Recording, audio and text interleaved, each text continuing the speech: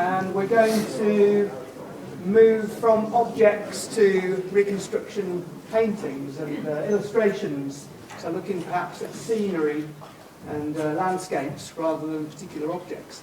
And first of all, we've got a couple of talks from archaeological sites in Leicester, and then after the break we'll have Dr David Neal talking about his work on the Rutland Trojan War mosaic. But to start with, I'm going to introduce Gavin Speed, who's a project manager with ULAS, colleague of mine. He's going to be talking about new visions of Roman Leicester. Gavin. Well, good afternoon, everybody. Thanks for coming. Hope you enjoyed your day so far. And so we're broadening out now, looking beyond objects and reconstructions, looking at larger views. So, new visions of Roman Leicester. I'm an archaeologist at ULAS. Been digging holes in the ground in the area for about 20 years or so. And in 2016, I was fortunate enough to be given the opportunity to lead a large excavation within Leicester. It's called Stibby. More on that in a minute. And as a result of the project, we found lots of exciting Roman archaeology, and we were able to do some nice reconstruction illustrations. So I'm here to show you them today. So let's have a look. So this is a view of Leicester in 2023, where the Stibby excavations are, and hopefully you can recognise it. It's a Google Earth image. So you can see the High Cross shopping centre in the background, and the casino and travel lodge, and then the Stibby excavations are these new buildings in the front here. So Leicester is obviously an historic city, 2,000 years of people living in the same spot, but if you were to walk down the street today, it's hard to really picture that. Unfortunately, it would be nice if a little blue box appeared. We don't need Doctor Who. It's all right. We've got trowels. You know what you don't. Yeah, that's all you need, isn't it? Yes, sonic trowels. Brilliant archaeologists. So many excavations over the years have really developed our understanding of Roman and medieval Leicester. So that's great. And as well as great archaeologists, we've also got good artists as well. So Chris Mitchell here did the drawings for the Stibby site. And we can hopefully transport you back in time by using these images. This is the same view, but going back to around about 800 years ago. So let's talk a bit more about that process. This is a view, a Google satellite image of Leicester. The sort of shaded in bit is the historic core, so that's the Roman and medieval town within the old town walls. And you can see from these illustrations, people have been aware of the historic importance of the city for hundreds of years, with antiquarian drawings of the jury wall there on the right, John Flower's illustration with buildings within it, and another view from William Stukeley's one as well. As well as that, during the Victorian period, of all the factories being constructed, there are lots of mosaics being discovered, and before that as well, with the one here from 1675 and others as well. So it's been well known and aware of. And then if we jump into the 20th century, we've got several important excavations, Kathleen Kenyon's ones at the Jury Wall on the left on this side here. This is an illustration from the newspaper, and it shows I think Kathleen Kenyon there looking in and looking at the people working, and the workers leaning in over this high edge, looking down, seeing the excavation underway. But that's a really important excavation, and so significant for Leicester and also for sort of Roman archaeology in Britain in general. And then later on we had significant excavations, John Waiture's one up here in the top corner, and then in the 1960s, 70s and 80s, several rescue excavations within Leicester and in advance of the Shire's shopping centre at the time. And then round about, it's almost 20 years ago now, it's amazing where the time goes, but in 2004, 2006-ish, we did a whole load of excavations in advance of the High Cross shopping centre, and you can read much more on this on the displays outside, or buy the books and learn even more. All sorts of fantastic archaeology in that, and many of you have seen several talks on that in the past. But we learned so much from that project. And then I've put this image together because this shows how many excavations and how many archaeological investigations have taken place within the city. And again, the black line is the former Roman and medieval town defences, and everything within that is the historic core of the town. And all of the red striped areas are where archaeological investigations have taken place. So these are recorded in the Leicester Historic Environment Records. So every county, every region has these records, and they detail all the finds, from individual finds in the field to larger excavations. And it records over 300 archaeological events within this area, and it's around about just over 50% of this core has been investigated in some way. And it's maybe slightly misleading in that not all of these are huge excavations. Some of them are just watching briefs or historic building surveys. But basically, we dug a lot of holes and we really do understand a lot more about Roman and medieval Leicester. And so there has been several reconstruction images in the past. And again, you can see these outside. So from the Jury Wall excavations, we've got these lovely cut-throughs. And these were illustrated by Mike Codd. And I think they're great. They're a bit like a Where's Wally, I think. You can sort of, you can look at the image and see all the individuals and see the different types of things going on within the rooms and also elsewhere. And it just brings it to life rather than just an image of a building. It makes the sort of city feel alive. And this image as well, again, Mike Codd's one. So from the 1960s and 70s excavations of the Roman Forum. And again, since these have been illustrated, we've done excavations since. We might want to tweak these images a little bit, but it gives you the broad idea. And then jumping forward to our 2005-6 Leicester High Cross excavations, this view is looking across the city, so from the northwest corner, and we have the Sandvig Gate and the Vine Street excavations in the foreground. And in the background, you can see the Forum building that we just saw. But again, since these drawings have been done, we might want to change some of these images now because of subsequent excavations, and we've learned things aren't quite as we thought. And again, this image might be familiar to many of you. This is the Vine Street townhouse, and it just shows the sequence nicely how the same plot of land has been developed over time. So from the early Roman period, we have these timber buildings, later replaced by this big townhouse. And then also very interesting in the late Roman period, rather than just abandonment, the townhouse is still utilised, but in a very different way. Lots of workshops along the frontages and the stone being piled up and reused. So it shows that the town isn't abandoned. It's still very much in use, but very different to what had gone before. So just moving on to Stibby then. So the excavation I mentioned, for those old enough to remember, you might remember the Stibby factory that stood there. I think it was demolished around about 2000. There's an image there.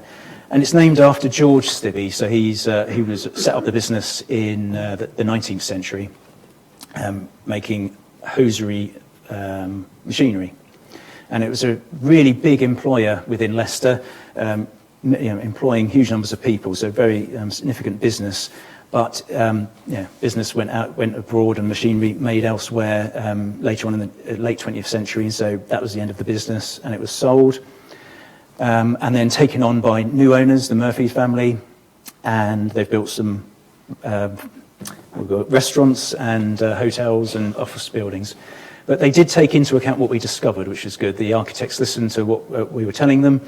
And one of the buildings is called 9B, the restaurant. We're in insular 9B within the Roman town, so it's quite nice. And they've also used some of the Roman mosaic patterns you can see on the symbol there, the peltai shield decoration. So Stibby itself sits just north, just very close to the core of the Roman town, near to the Forum and the baths that we've seen, as you can see from that plan. And here's a view of the excavations underway, I think probably 2017. It was a huge excavation, probably one of the largest, matches the High Cross excavations in scale, and we were there for almost a year. You can see all the holes in the ground. You can also see where the Stibby factory stood on this side, and it's a big crater, really, so it was an underground car park, so that's removed virtually all of the archaeology. And elsewhere across the site, you can see all these blocks, and these are concrete foundation blocks. There's also brick foundations. So it's like taking pieces of a jigsaw away. We've got lots of holes in our jigsaw puzzle of archaeology. But there's enough there to get a good picture. Oh yeah, and this is my thank you to all the archaeologists who worked on the site. We had a big team. And you can see, I think we've definitely got at least one person in the audience, I think, who's worked on that site. And all sorts of fantastic archaeology. We crucially tried new methods of recording, and this was important for the next step for reconstructing our views. So we used GPS to survey in every layer, whereas previously it'd be hand-drawn. So everything's extremely accurate. We know where we're finding things. And we use lots of 3D recording as well. So we have a really good record of the remains. Now, fortunately, we were allowed to open our doors to the public as well, because it's always great to talk to you guys and show you what we've been finding. Some of you may have visited the site, and the client constructed this large walkway, and so initially we opened our doors just on lunch times, and it proved to be very popular, so we opened at the weekends as well, and I think around about 5,000 people came to visit, and also we had school visits as well, so it's good to educate the youngsters and get them interested in heritage as well for the next generation as well.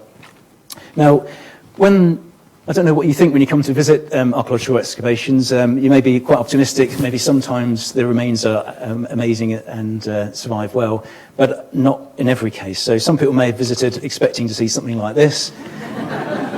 Yeah, but wasn't quite that well surviving, but it was more like this.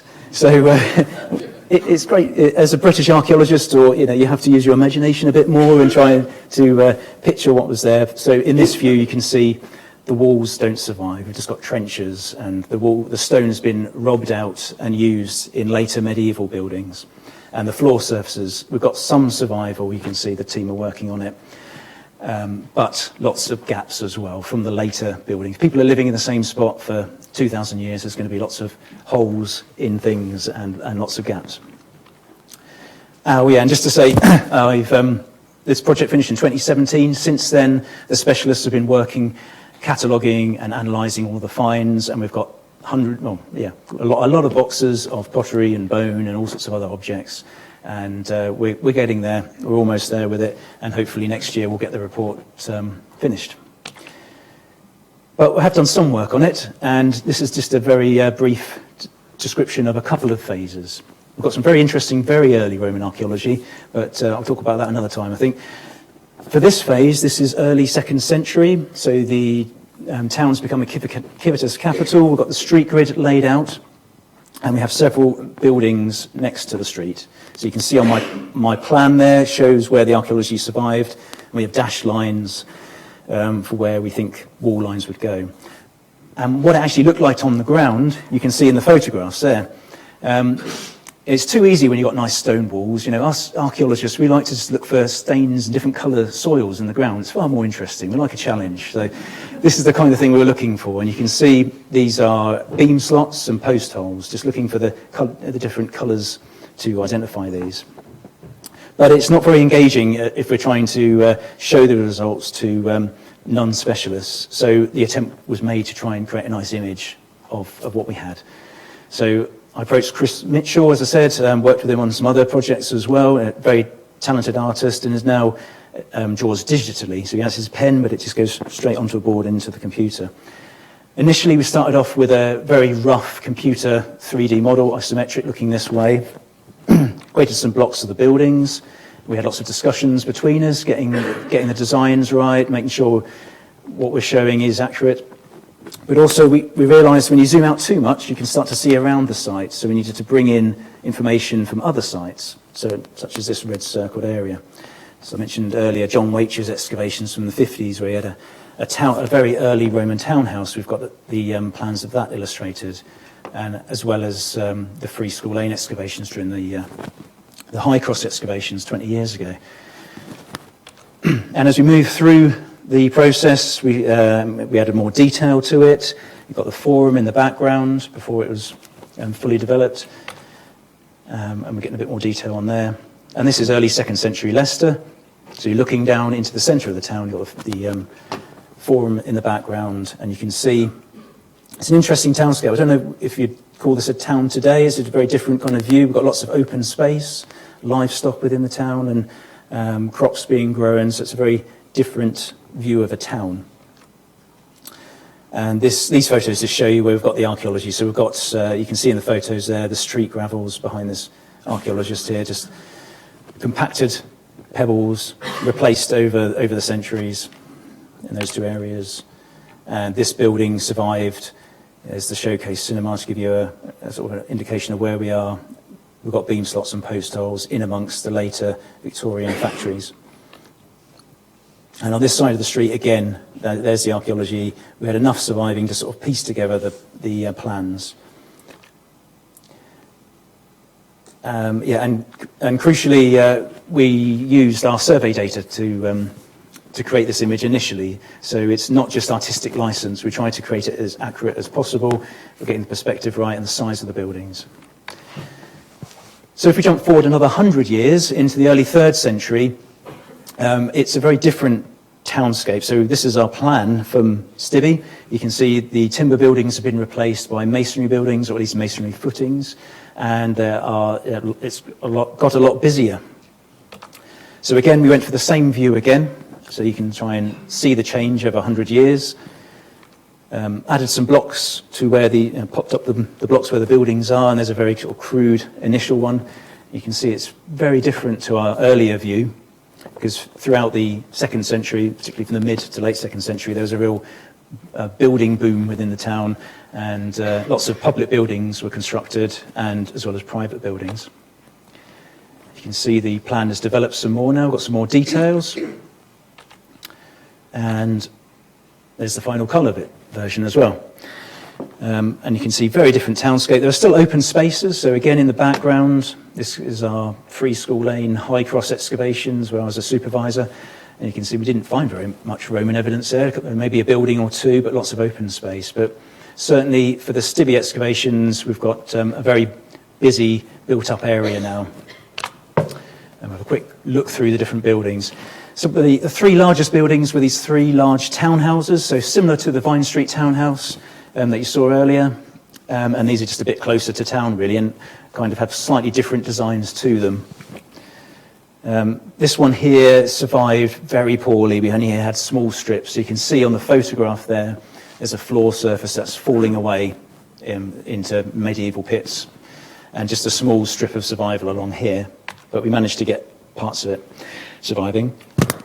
And I do wonder if this mosaic was discovered in 1675, and it's recorded in a guidebook in 1788 as being in a cellar of Mr. Worthington. And it does sound, and it's recorded on the first OS map in this location, so possibly was from this townhouse, but we can't be certain. We have another building on the other side of the road, again just a strip surviving, and this photograph shows the challenges that we face. So in this photo you can see the block of Roman archaeology in the foreground here, and it's chopped on all sides by the later factories. So we've got concrete block on this side and brick foundations on this side, and just a small slither of archaeology. And so, and you can see in the photo there, sort of the older archaeologist sort of teaching the younger one there. And we have got some walls surviving in that case, but it's quite a challenge. It's a good sequence of archaeology, and you can see it on all sides, but it's heavily disturbed. And then our townhouse in the foreground, if you visited the site, this is the one you would have seen more clearly. The walkway went along the top, and we had a series of rooms surviving along this side. The building itself continues beyond the edge of excavation, where a factory stands and had very deep foundations there. So I think it's probably removed virtually all of the archaeology in that part, although there should be some other surviving bits to the northeast. And the photos there just show you the different rooms and the different floors that survived. And the one on the right there, we've got the grey tessellated pavement there. That's in a corridor, and there's a little fragment surviving which we've got upstairs, so you're welcome to have a feel of it, because it's nice to run your hand along it, because you can feel that it's worn out. I was saying to someone earlier, the central part feels very smooth and worn out, so you can tell there's been a lot of feet walking along that. A bit like your carpet in your house maybe, if you've been walking along up and down the same spot all the time, whereas on the edges it's a bit rougher. So it's upstairs if you wanted to feel that one. And then at the end of the building, the townhouse seems to be modified, and a new room is inserted, as is shown here, maybe a decade or two after the townhouse was built. And this larger room was heated. It had a series of channels you can see on these photographs here, heated by presumably a furnace or adjacent furnace, and the warm air would have been circulated through underneath the floors and on the walls as well. And over it, we had surviving parts of this wonderful mosaic.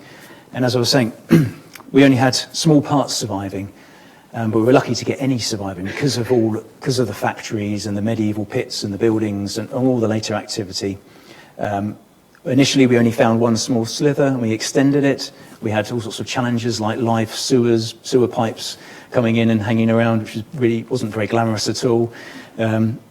But enough survived to give us an idea of what it would have looked like. So these are our 4 or 5 fragments that we have, and the white box shows you the scale, the size of the room. So it was about 10 metres long, 6 metres wide, huge room, and may have looked something like that.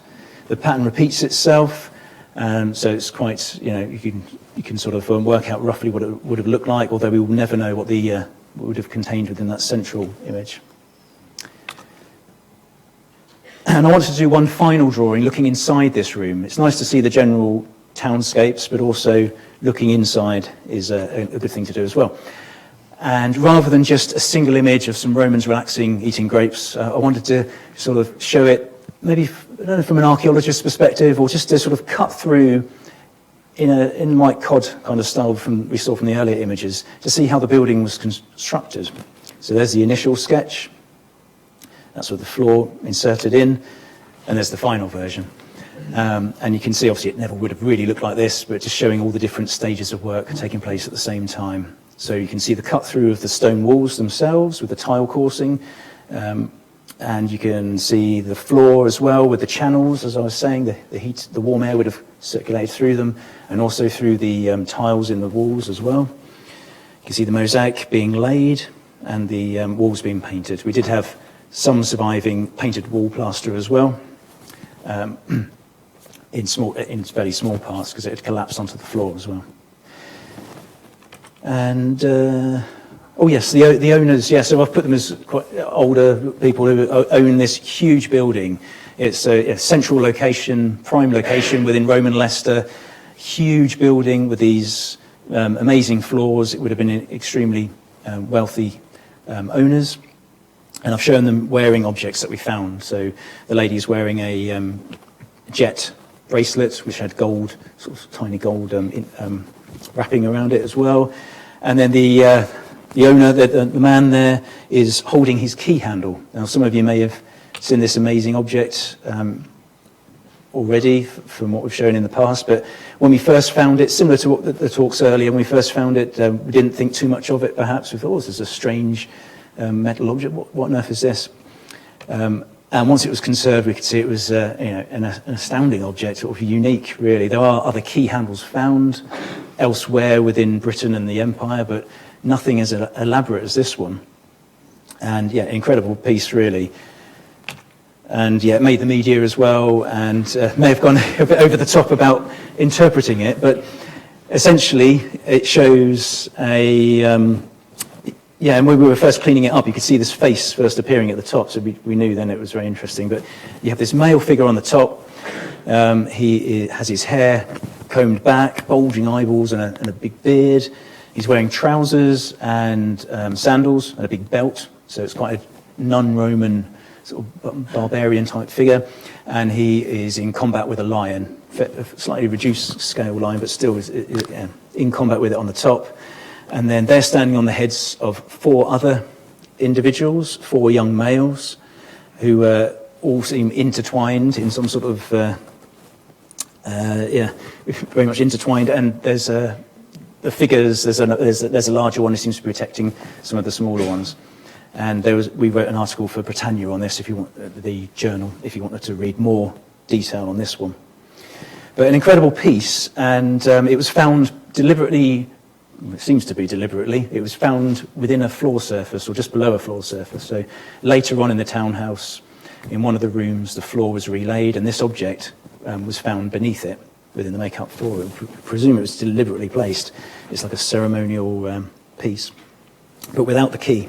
There was no key on the end. So it's just the handle part. So very interesting.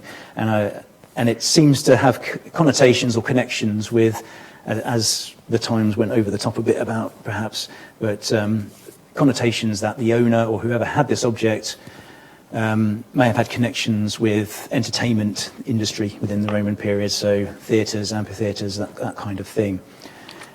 And interestingly, on the Stibby excavation, we found these two huge curving parallel walls, as you can see in these photographs, and they were very different to our other fragments of walls that we had surviving from our townhouses and our smaller buildings. The foundations were massive. You can see in the photograph there, huge blocks of granite, very deep, clearly designed to hold a great weight, and they were parallel to one another and curving. So really the question is, was it a theatre? It could have been a cavea, that part of it. And based on my measurements of what we have surviving, the size fits nicely with a couple of other examples within the Roman Empire, really, in North Africa and Pompeii as well. About 15 rows of seats, 1,200 to 1,500 people, perhaps.